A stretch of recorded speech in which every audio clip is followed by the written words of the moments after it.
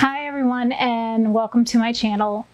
My name is Jordan and in today's video I am going to be talking about my experience with having a cerebrospinal fluid leak and everything leading up to my treatment and my first craniotomy.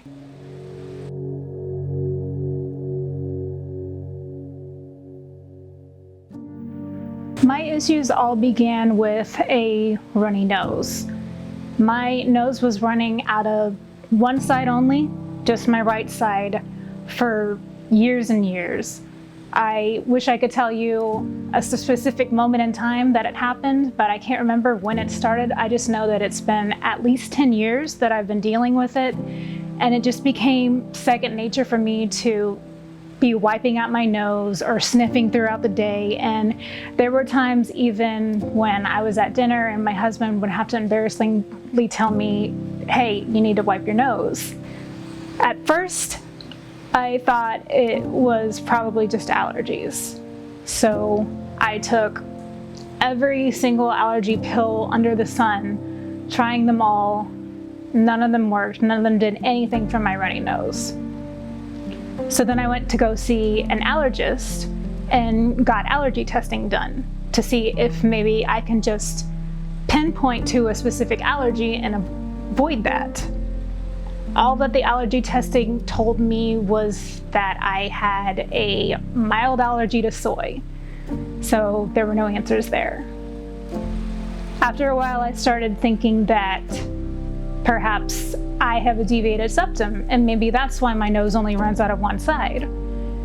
So I went to see an otolaryngologist, and she confirmed that I did have a deviated septum, and we scheduled surgery.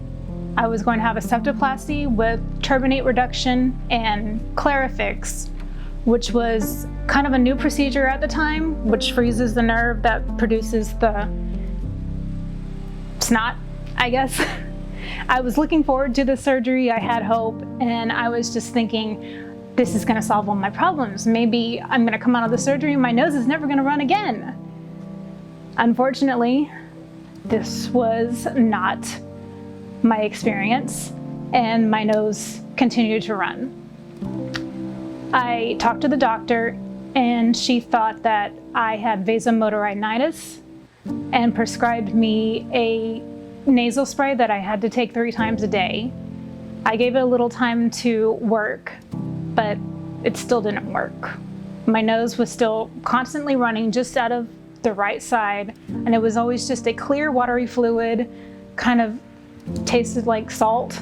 And I noticed that it happened a lot more with increased activity, like if I was exercising or if I was eating as well, it would trigger it a little bit more. I just wanted my nose to stop running. In July of 2019, my symptoms started to get much worse. I started getting headaches, vertigo, dizziness, and chronic fatigue. I was at work one day and I had a very extreme headache to the point where I felt like I couldn't do anything, and I was feeling extremely dizzy and nauseous. So I called the doctor to make an appointment, and they referred me to go see the ER because with my symptoms, they wanted to make sure that I wasn't having a stroke or something. So I went to the ER, and the ER did a few tests on me. They did blood tests, they did an EKG, they took an MRI of my brain. All of the tests came back normal, and they referred me to an ENT.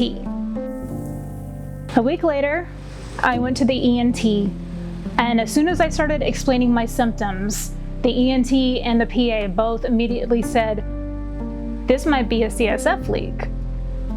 I had researched a little bit online, and I had heard of CSF leaks, and I thought that maybe that might be my problem, but I had mentioned it to a couple doctors before, and I had one doctor tell me that he highly doubted that was my problem, and another doctor hadn't even heard of it before.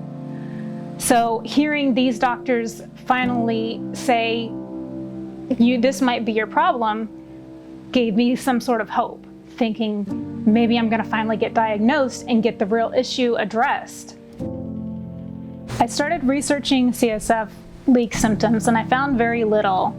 And then I found a Facebook group, just randomly one day on Facebook. It was just a side ad. And clicking on that Facebook group and learning a lot more, I realized how much more common it was to have a CSF leak than I thought it was. Cerebrospinal fluid leaks can be either cranial or spinal. Mine was obviously cranial since it was running out of my nose, and it's not very easily diagnosed. In order to get properly diagnosed, the doctors that you should see are skull-based ENTs, neurotologists, or neurologists. So the ENT ordered a CT scan of my sinuses.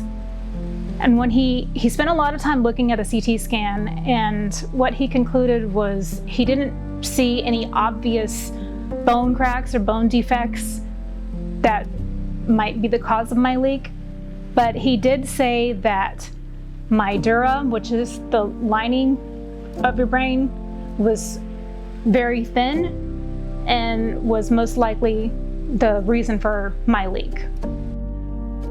My ENT reassured me that he had no doubt that I had a leak and that having a transmastoid craniotomy was the best option for me, and that this is probably going to do a whole lot of good for me. So I was a little bit apprehensive because there wasn't any other imaging done. I thought maybe I needed something else besides just a CT scan. But when I called the doctor and expressed my concerns, he did say that they were very confident that this was only going to help me and just do wonders for me. So I just trusted that we're going in the right direction and that this was going to be the right thing to do. So in November of 2019, I had a transmastoid craniotomy. The doctor went in behind my right ear and reinforced my dura with synthetic dura and then patched me up. After surgery, I couldn't bend or twist or exercise any kind of high exertion. I had to keep my head up. Anything that would put my head into high pressure I had to avoid. I made sure to follow every recovery step as well as I could because I just wanted to get better. After surgery, I had a lot of hopes that this was going to be great. I had hearing loss in my right ear, which the doctor had told me was normal since they were working so close to the nerve in my ear. And he said it would probably most likely come back. 3 months later, and I'm still leaking. And I also feel like I'm in low pressure. I have severe headaches all day unless I'm just laying flat. So the doctor ordered a lumbar puncture with a blood patch to check my pressure and the CSF fluid and hopefully alleviate some of my symptoms. The only thing that the lumbar puncture did for me was give me a sore back. Another month goes by, I'm still leaking, and the doctor is kind of at a standstill at this point. He doesn't really know what to do, and he suggests that maybe my adenoids are overactive, so he cauterized my adenoids, thinking that that might stop them from running, and asked me to come back in another couple of weeks to see how that went. I never went back. At this point, I was just extremely frustrated. I felt like I had been going through all of these tests that just did nothing for me and just made me so much worse. I went through the surgery that I was so hoping was going to be the answer and to all of my problems, and all it did was just make things so much worse. All these increased symptoms just really contributed to my depression and anxiety, and also I developed a new condition called superior canal dehiscence syndrome, SCDS. I'll be going a little bit further into my symptoms and my dealing with SCDS in the second part of this video, which will hopefully be released soon. If you have any questions or comments, please feel free to leave them in the comments below. And if you'd like to follow my journey, subscribe and hit the notification button, and I hope to see you soon. Thank you.